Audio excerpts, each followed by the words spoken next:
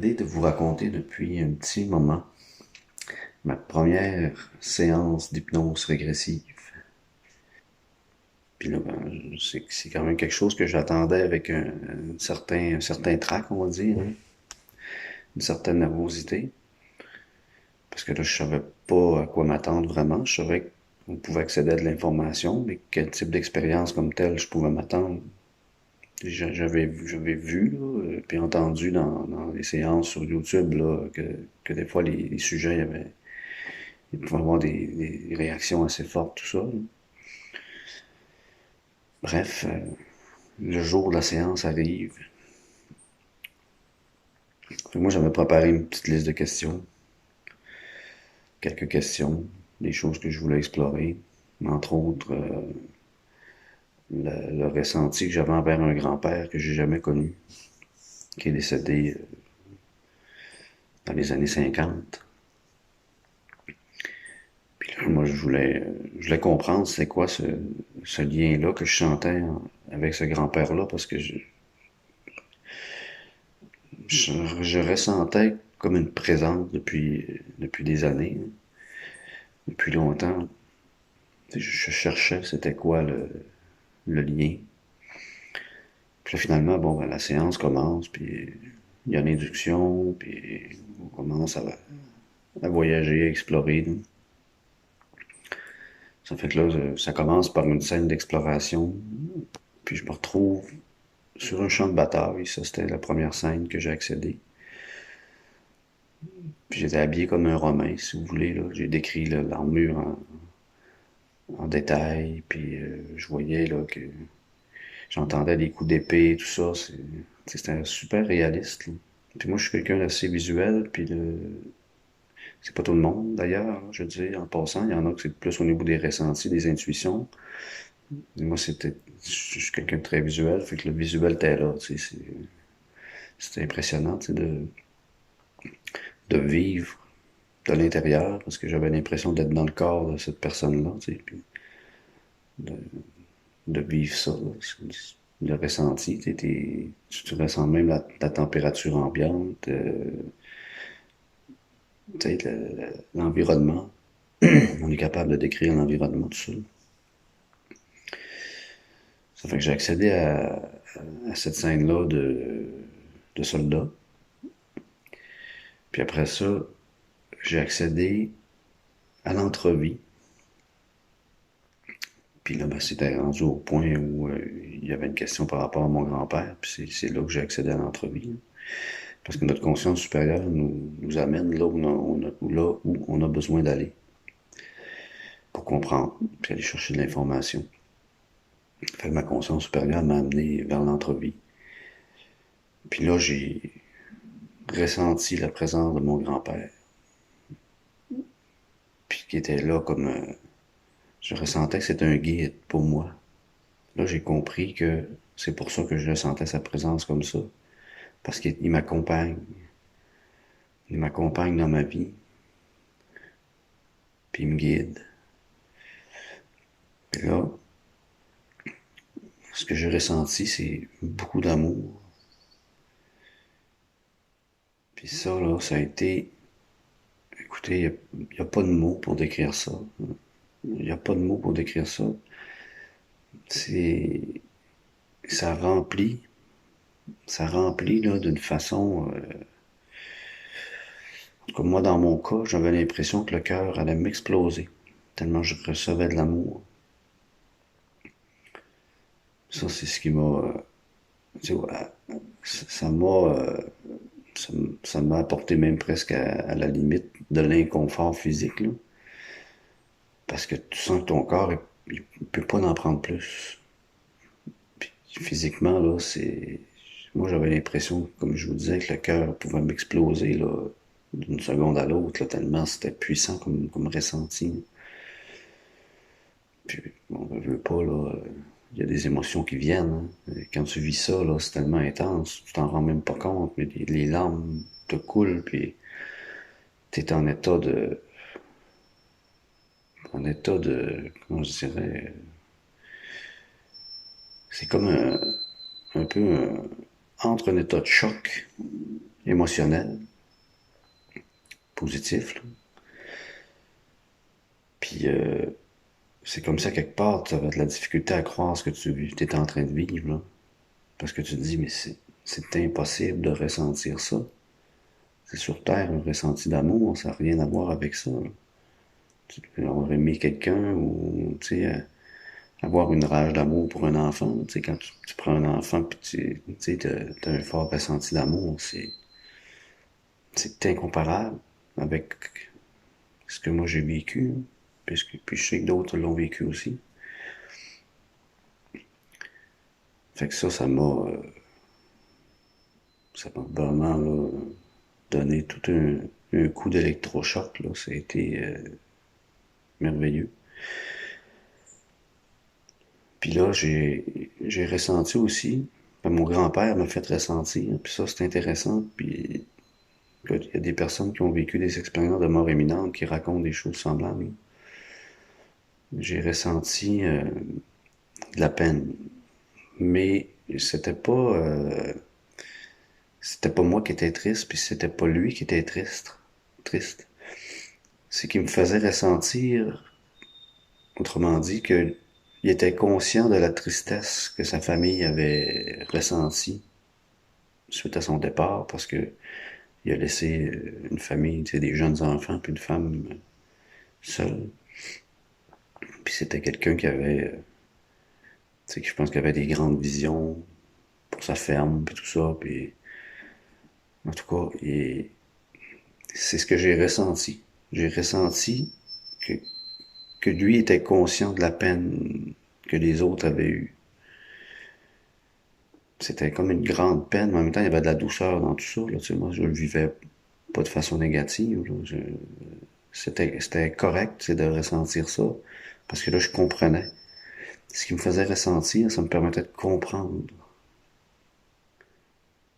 ce que lui pouvait ressentir. En tout cas, ça a été quelque chose de super puissant aussi, là. Ça a été vraiment super puissant. Puis ça, c'est juste un aperçu que je vous donne, là, parce que je n'arriverai pas à mettre en mots précisément ce que j'ai vécu. Tellement c'est puissant, cette expérience-là, puis c'est libérateur, c'est transformateur, c'est un apprentissage, c'est une prise de conscience. Fait que ça a changé ma vision des choses aussi, hein, parce que quand on accède à des compréhensions de ce niveau-là, on se pose plus de questions après par rapport à ça, tu sais. Ça fait que ça a été ma première séance. Puis je vous épargne bien des détails, puis même que certains détails que je me souviens pas exactement, là. Il faudrait que je réécoute la séance pour vous la repartager dans les moindres détails. Mais par rapport au ressenti d'amour, là, moi, ce que j'ai fait, parce que là, j'avais l'opportunité de pouvoir faire de l'échange de pratiques avec d'autres praticiens. Fait que dans ma séance suivante, j'ai demandé en pourcentage d'énergie, l'amour que j'avais ressenti, le ressenti d'amour. Ben, c'était combien, ça? En pourcentage que possible, là. Mettons, parce que moi, j'avais l'impression que ce qu'on me faisait ressentir, c'était à la limite pour mon corps du tolérable, là. Mais j'avais l'impression que c'était juste une partie de cet amour-là que j'étais en mesure de recevoir, là. Puis dans ma deuxième séance, l'information que j'ai eue, quand la praticienne a posé cette question-là, bon, ça correspond à combien en pourcentage d'énergie possible de ressentir, là, cette énergie d'amour-là. Puis on me dit que c'était moins de 1%. Fait que en même temps, ça m'a pas surpris, mais ça a validé ce que j'avais déjà entendu aussi dans une autre séance. J'avais eu cette information-là, une séance que j'avais écoutée, là. Ça fait que moins de 1%. Fait qu'imaginez-vous la puissance de cet amour-là qui est présente là, dans les autres plans. dans les autres densités.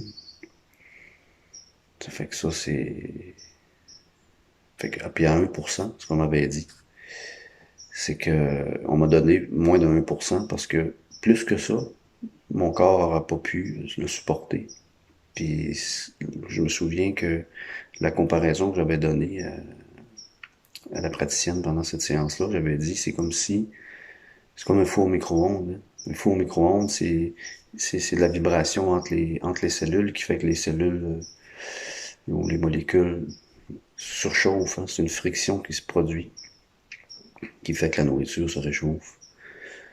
Ben, en fait, pour mon corps, si j'aurais reçu plus d'énergie, c'est que ça aurait fait surchauffer mes cellules. Parce que tout est vibration dans l'univers, puis moi je pense que cette vibration-là d'amour, c'est la plus forte qui existe. Fait que j'aurais pas pu, avec mon corps physique, tolérer une dose aussi puissante. Ça fait que c'est ça. Ça fait que c'est pour vous dire que des expériences comme ça, là, en régression, même que moi je me dis, c'est difficile même de l'expliquer, puis de faire comprendre à quelqu'un qu'est-ce que ça peut être comme expérience. Tu sais, parce que on touche à notre nature profonde, hein, on touche à l'essence de notre être, qui est non physique, qui est spirituel. On touche à notre âme, c'est ce que je dis. Tu sais, c'est comme si là, on connectait avec notre âme, puis là, on pouvait ressentir les choses dans leur, peut-être pas dans leur pleine mesure, comme je vous dis, par rapport à certaines limitations physiques qu'on a, mais du moins l'âme peut aller se connecter à différents ressentis et accéder à des scènes de vie antérieures qui ont eu une influence dans notre vie présente. Parce que le but de la chose en hypnose spirituelle, c'est d'aller chercher des éléments de compréhension à travers des souvenirs de vie antérieure, ou peut-être des fois des scènes métaphoriques. C'est peut-être pas nécessairement des vraies vies, ça peut être des scènes métaphoriques que la conscience supérieure nous projette pour nous faire comprendre quelque chose. Tant mieux si on peut le valider par la suite, comme moi ça m'est arrivé, mais moi j'ai pour mon dire, avec l'expérience, que c'est pas nécessairement tout le temps des scènes qui peuvent être réelles, ça peut être des scènes qui nous servent juste d'éléments de compréhension. C'est ça, ça fait que ça a été ma première séance que j'avais jamais raconté, je pense, en vidéo. Fait que c'est ça. Ça fait que si ça vous intéresse des fois de vivre une expérience comme ça en régression, là, vous pouvez visiter mon site internet hypnoserégression.com. Puis je mentionne tout en détail bon, c'est comment ça se déroule une séance, tout ça. Là. Il y a quand même beaucoup d'informations. Puis si vous êtes intéressé à vous abonner à ma chaîne, vous trouvez ça intéressant ce que je vous partage, ben, abonnez-vous. Ça me fait plaisir de partager avec vous, puis de peut-être guider des personnes vers une plus grande compréhension de qui ils sont. Puis ça, c'est... Moi, si je résume en quelques mots, qu'est-ce que c'est qu'une séance d'hypnose spirituelle de régression? C'est un changement de vision. Ça apporte un changement de vision parce que quand on va chercher des compréhensions à un autre niveau, là, puis quand on est en état de conscience modifié, comme je vous dis, on va chercher des compréhensions profondes, que ce soit par rapport à un malaise physique, émotionnel, relationnel, comportemental. On peut travailler à toutes sortes de niveaux, puis c'est pas le praticien qui fait le travail. Le praticien est là pour encadrer, pour garder la personne, on va dire, garder le cap dans son expérience pour qu'elle soit toujours dans le bon état mental pour être en mode réception. Puis évidemment, poser quelques questions, là. Mais c'est pour aller chercher des compréhensions. Fait que, je sais que pour certains, ça peut faire un peu ésotérique, là, de dire, ah, quoi ça, cette affaire-là de vie antérieure, puis on n'est pas obligé d'y croire hein, pour le vivre. Puis il faut juste se faire confiance, puis accepter de vivre une expérience évolutive. Puis vous allez, c'est sûr que à date, moi, j'ai tout le temps vu des personnes repartir avec des compréhensions, même si c'est pas toujours on va dire des séances qui sont dans des ressentis super forts, là. Mais il y a toujours une compréhension, puis tout est juste, hein. Notre conscience supérieure va nous donner accès à ce qui est important au moment où on vit notre séance, là. C'est quoi les compréhensions qu'on a besoin. Puis la magie opère, c'est ça. Puis vous allez ressortir de votre séance avec une plus grande compréhension, puis peut-être même des libérations à certains niveaux. Il se passe toutes sortes de choses. Bref, c'est ça. Ça fait que donc, je voulais vous raconter ma toute première régression, puis comment ça avait été pour moi, là. Puis c'est ça. Ça a été une parmi tant d'autres. Parce que j'en ai fait plusieurs, puis je vous raconterai. Je sens que le moment n'est pas venu encore parce que il y a des choses qui sont en train de se placer aussi là, dans ma pratique puis dans ma vie, tout ça, là, mais éventuellement, je vais vous parler de la séance la plus extraordinaire de ma vie que j'ai vécue. Je pense que c'est ma 17e. Puis, mais ça, il faut que je l'écrive parce que c'est la seule séance que j'ai pas d'enregistrement. C'est comme ça la vie, hein. Probablement que j'avais pas à avoir l'enregistrement. Qu'il fallait peut-être que je m'en souvienne par moi-même, mais il va falloir que je me replonge un peu comme en état de méditation pour la remémoriser en détail, puis pour la raconter ensuite. Mais je vous reviendrai avec ça. Bon, ben sur ça, je vous laisse là-dessus. Je vous souhaite une bonne journée, puis n'hésitez pas à vous abonner ou à visiter mon site internet pour aller chercher de l'information. Merci. Bye.